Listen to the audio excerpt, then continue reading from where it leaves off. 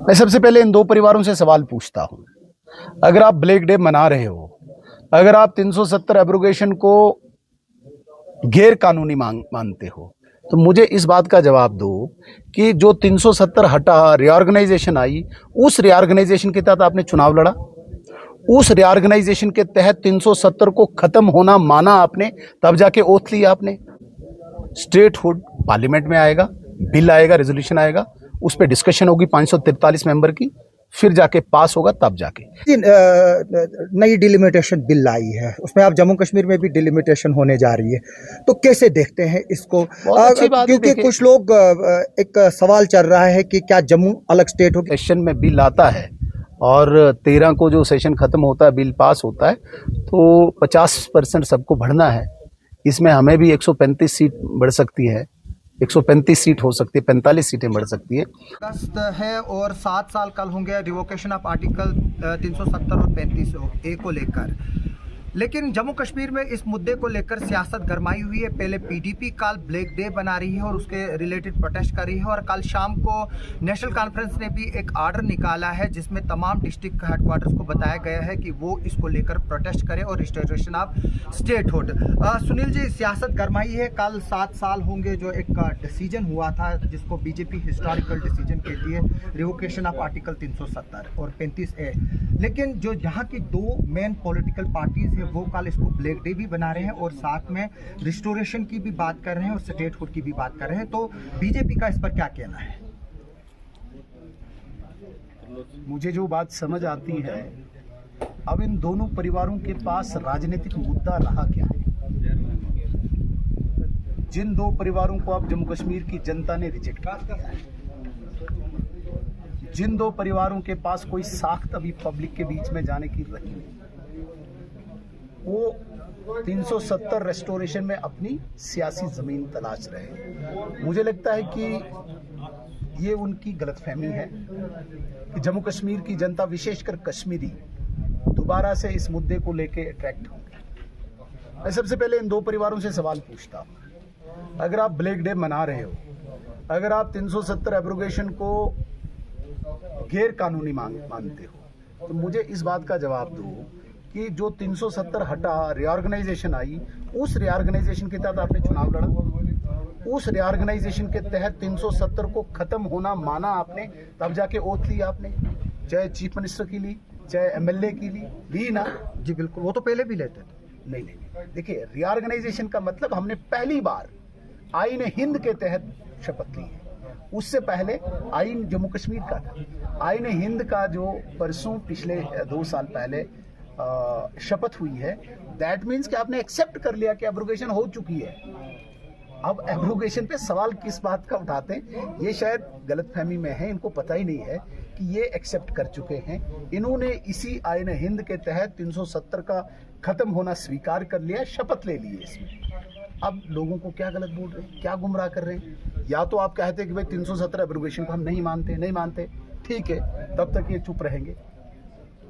आपने ओथ भी ले ली 370 हटने की, कुर्सी पे भी बैठे, उस रिऑर्गेनाइजेशन एक्ट के तहत आप सारी चीजें चला रहे हो, फिर ब्लैक डे किस बात का है? इस बात को मनाओ ना, बोलो ना। तो आप मुझे बताइए ना, अब जो कल हो रहे हैं, जो प्रोटेस्ट ये कल कर रहे हैं, पहले भी दिल्ली के जंतर मंतर पे किया, लेकिन स्टेटहुड तो कहीं ना कहीं डिमांड है, और स्टेटहुड बताया जा रहा है कि न सिर्फ उनके लिए बल्कि लीडर ऑफ अपोजिशन और बीजेपी के लिए भी है, क्योंकि बताया जा रहा है इस दौर में आपके भी काम नहीं हो पा रहे, जितने उनके काम नहीं हो रहे उतने ही जम्मू के भी नहीं हो पा रहे।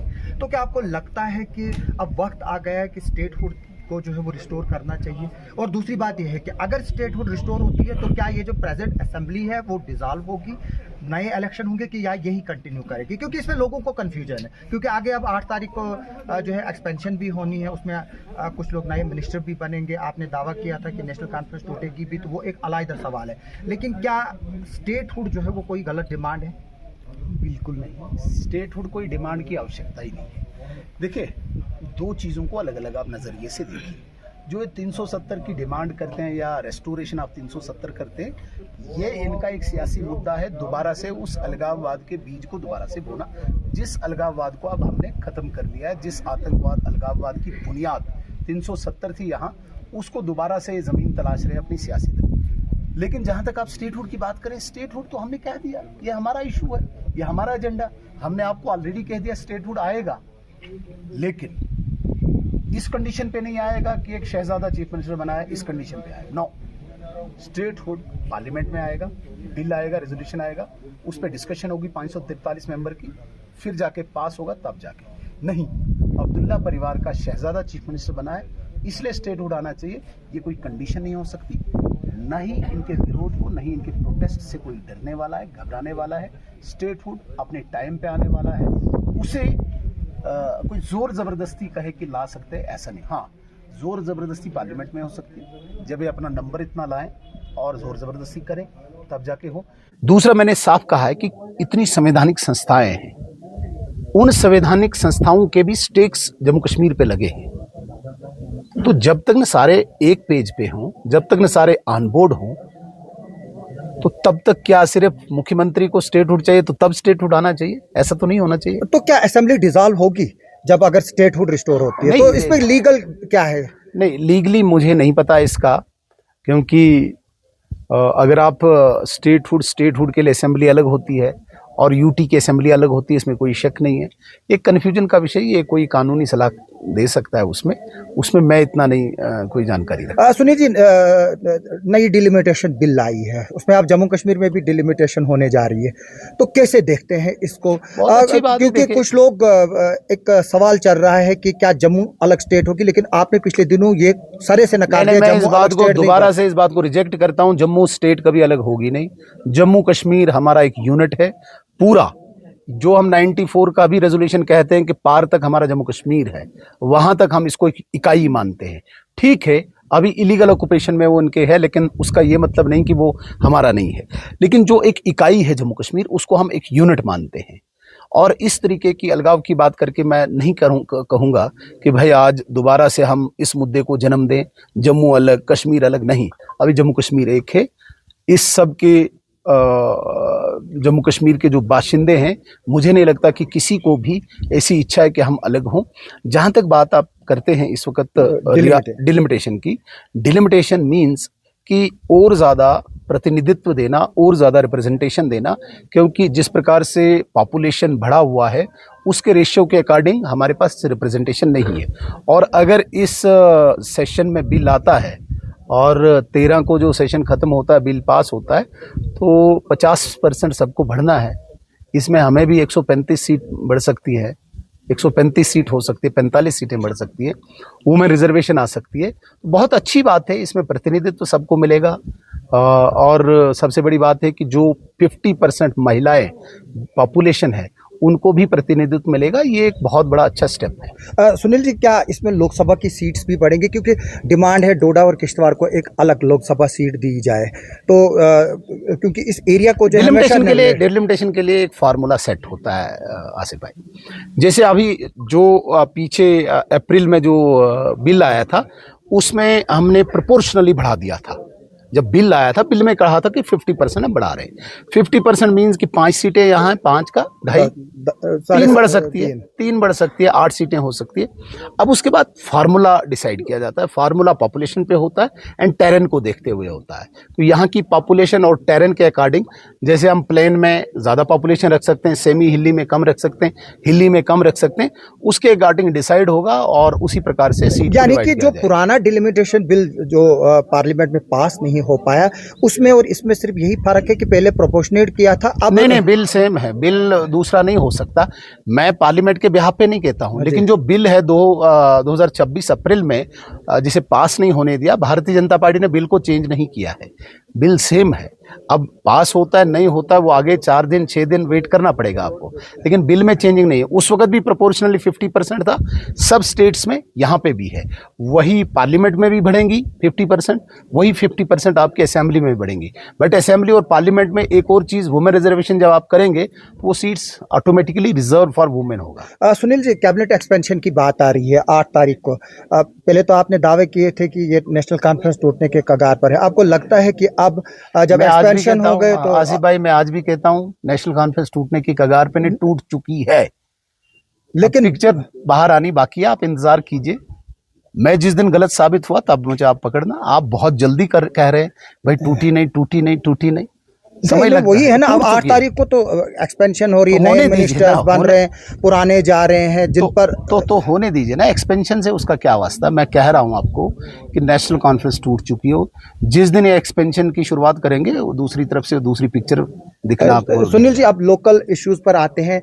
यहाँ पर क्लोड ब्रस्ट और जो एनवायरमेंटल डिजास्टर्स हुआ है उसके बाद लगातार क्लोड ब्रस्ट हो रहे हैं और लोगों की डिमांड है कि यहाँ पर एक इंडिपेंडेंट वेदर स्टेशन होना चाहिए, तो आप इस पर क्या कहेंगे? डेफिनेटली ये तो देखिए, जिस प्रकार से यहाँ की अभी प्रिडिक्शंस हो रही है कि किश्तवाड़ जो ये पूरा हिमालय का जो हमारा जो ये पॉकेट है, ये डोडा किश्तवाड़, इसमें बहुत ज़्यादा एप्रीहेंशन है कि फर्दर क्लाउड बर्स्ट होंगे, बाकी फ्लैश फ्लड्स हो सकते हैं, ऐसा बताया जा रहा है। हालांकि मैं इसकी पुष्टि नहीं करता हूँ आधिकारिक तौर पर, ऑफिशियली कोई मैं उसको स्टैंप नहीं मार रहा हूँ, लेकिन जो भी अभी न्यूज़ आ रही हैं, इन्फॉर्मेशंस आ रही है, इसके लिए वेदर स्टेशन होना बहुत लाजमी है। और यहाँ पे स्पेसिफिक इस एरिया के लिए, किश्तवाड़ के लिए स्पेसिफिक एक स्टेशन होना चाहिए जहाँ पे लोगों को पहले पता चले कि भाई मौसम का मिजाज क्या है, किस तरफ क्या हो सकता है। ये हम भी डिमांड करते हैं और यहाँ पे आएगा बहुत जल्दी। सुनील जी, पिछले दिनों हमने देखा कि जो कुलगाम में इंसिडेंट हुआ, जहाँ पर जो बाहर के लोग हैं उनको मजहब पूछकर मारा गया, यानी कि उसी पैटर्न पर जिस पैटर्न पर पहलगाम का इंसिडेंट हुआ था और जो हमारे कांस्टेबल की जो किलिंग हुई अनंतनाग में, जो अब ये रीसर्फेस हो रहे हैं उसी तरह का आतंकवाद, तो आप इसको कैसे देखते हैं? क्योंकि जो बताया जा रहा है जिस शख्स ने ये किलिंग्स की है वो लोकल है। देखिए, एक प्रॉक्सी युद्ध चल रहा है, एक प्रॉक्सी वॉर चल रही है कंट्री के साथ, और जिस कंट्री ने अपना पूरा यहाँ पे स्ट्रक्चर खड़ा किया था, एक ढांचा खड़ा किया था जम्मू कश्मीर में, जिस ढांचे की बुनियाद पे यहाँ पे आतंकवाद था, यहाँ पे अलगाववाद था, यहाँ पे पत्थरबाजी थी, यहाँ पे हुर्रियत थी, यहाँ पे जमात इस्लामी थी, यहाँ पे रेडिकल मदरसे थे, ये सारा ढांचा पाकिस्तान प्रायोजित था। और इस ढांचे के आधार पे भारत की सॉवरेंटी को, इंटीग्रिटी को रोज चैलेंज किया जाता था। हर साल जम्मू कश्मीर में 200 से 300 नए रिक्रूट आतंकवादी होते थे। तो ये हमारे सामने, भारत के सामने, भारत सरकार के सामने एक चैलेंज थी 5 अगस्त 2019 के बाद कि इस ढांचे को हमने ध्वस्त करना है, पत्थरबाजी के रूप में, आतंकवाद के रूप में, अलगाववाद के रूप में, और जमात इस्लामी के रूप में, रेडिकल मदरसों के रूप में। भारत सरकार ने, विशेषकर गृह मंत्रालय ने 90% इसको नष्ट किया, ध्वस्त किया। लेकिन आज भी कुछ ऐसा तत्व यहाँ पे, कुछ ऐसा एलिमेंट जो बचा है, जो आज भी पाकिस्तान के डिस्कोर्स को या पाकिस्तान के उस प्रायोजित आतंकवाद का एक हिस्सा बन के इस प्रकार की एक्टिविटीज़ को अंजाम देता है। ये भी चैलेंज है, इसमें मैं रूल आउट नहीं करता हूँ, लेकिन सिक्योरिटी फोर्सेज इस दिशा में गामजन है। आप यकीन माने कि ये जो नया मॉड्यूल आया है, जिस मॉड्यूल ने अभी 2 इंसिडेंट पिछले 10 दिन में किए हैं, इस नए मॉड्यूल पे भी पूरा काम हो रहा है। अलग अलग मॉड्यूल्स में पाकिस्तान काम कर रहा है। आपने देखा होगा जब एक डॉक्टर्स की चेन दिल्ली ब्लास्ट से लेके कश्मीर तक, वाइट कॉलर टेररिज्म, उस पे अलग हमारी पूरी नज़र है, इस पे अलग से पूरा सिक्योरिटी फोर्सेस शिकंजा कस रहे हैं। तो कुल मिला के देखा जाए कि जब तक वो कंट्री वहाँ पे है, उसने इस प्रकार की हरकतें करनी है, लेकिन हमारी सिक्योरिटी फोर्सेस, हमारी जांच एजेंसियाँ मुंह तोड़ जवाब दे रही है, और यकीन माने कि एक दिन आएगा ये पूरी तरह से दफन होगा। सुनील जी, आखिरी सवाल, पीओके में जो हालात चल रहे हैं वहाँ से लोग मदद मांग रहे हैं, बीजेपी खामोश है, सिवाय रविंदर रैना के किसी ने भी पीओके के रिलेटेड बयान नहीं दिया, और जो वहाँ पर जुल्म हो रहा है, किलिंग्स हो रही है पाकिस्तान आर्मी के द्वारा, उस पर बीजेपी की तरफ से अभी तक चुप्पी क्यों है? स्टेटमेंट मैंने सैकड़ों दिए पीओके पे, शायद आपने नहीं सुने होंगे, मैं आज आपके माध्यम से भी दूंगा।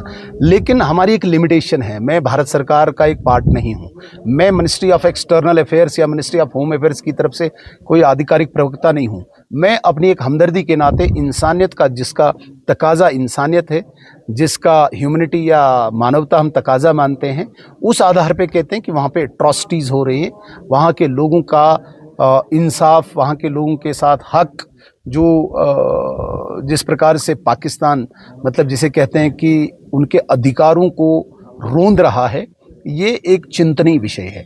हमें सिर्फ सवाल इस बात का है कि आज वो ह्यूमन राइट वायलेशन के जितने भी ऑर्गेनाइजेशंस हैं, चाहे वो यूएनओ है, चाहे बाकी लोग हैं, वो कहाँ हैं आज, जहाँ पे सैकड़ों लाशें बिछा दी जाती है, सिर्फ एक चीज़ की लड़ाई लड़ रहे हैं, हक और इंसाफ की। ये बहुत ही निंदनीय है, चिंतनीय है। लेकिन सरकार के एंड पे मैं बयान दूं वो हो नहीं सकता। मैं इंसानियत का एक तकाजा रख के ये बयान देता हूं कि ये नाकाबिल बर्दाश्त होना चाहिए इंसानियत के नज़रिए से। सुनील जी, मैं चाहूँगा कि जो यहाँ पर जो बाहर के जो लेबरर्स हैं, जो परसों जो इंसिडेंट हुआ कुलगाम में, उसको एज ए अटेम्प्ट भी देखा जा रहा है कि इनको यहाँ से भगाया जाए। हमारे किश्तवाड़ में भी लेबर है, कश्मीर में भी है जो बाहर से आई हुई है, चाहे बंगाल से है, उत्तराखंड से है, यूपी से, बिहार से। उनको क्या आप आश्वासन देना चाहेंगे जो इस वक्त तक थ्रेटन फील कर रहे हैं? ये ऐसा नहीं है कि कोई एक इंसिडेंट से ये घबरा के कोई यहाँ से भागने वाला है। ये भी बड़े दिलेर लोग हैं जो वहाँ से यहाँ पे मजदूरी करने आए। लेकिन सेकेंडरी ये भी है कि भाई हमने इनको महफूज रखना है, इनको पूरा सिक्योर करना है। आप ये कहें कि कोई पाक प्रायोजित एक लफंगा आके निहत्थे और मासूम दो लोगों पर गोली चलाएगा और उनसे कोई डरेगा, यहाँ पे ये गलतफहमी है। ये तब नहीं डरे जब यहाँ पे सैकड़ों लाशें गिरी। अब तो सवाल ही नहीं पैदा होता। आपने देखा होगा एक टेररिस्ट का उसका घर भी उड़ा दिया है, और जितने भी उसके चेन में आते हैं ओवरग्राउंड वर्कर्स, उन पे पूछताछ भी हो रही है। आप यकीन माने बहुत ज़्यादा देर ये जिंदा रहने वाले नहीं। शुक्रिया सुनील जी हमसे बात करने के लिए। सुनील जी का साफ कहना है कि जो पीडीपी और नेशनल कॉन्फ्रेंस है उनके पास कोई मुद्दा नहीं रहा है, और अब वो चाहते हैं कि जो 370 के रिवोकेशन की आड़ में जो है वो यहाँ के लोगों को एक बार फिर से बेवकूफ़ बनाएंगे। लेकिन इनका ये कहना है उसमें उनको बीजेपी कामयाब होने नहीं देगी। आप सबका सुनने के लिए और देखने के लिए बहुत बहुत शुक्रिया।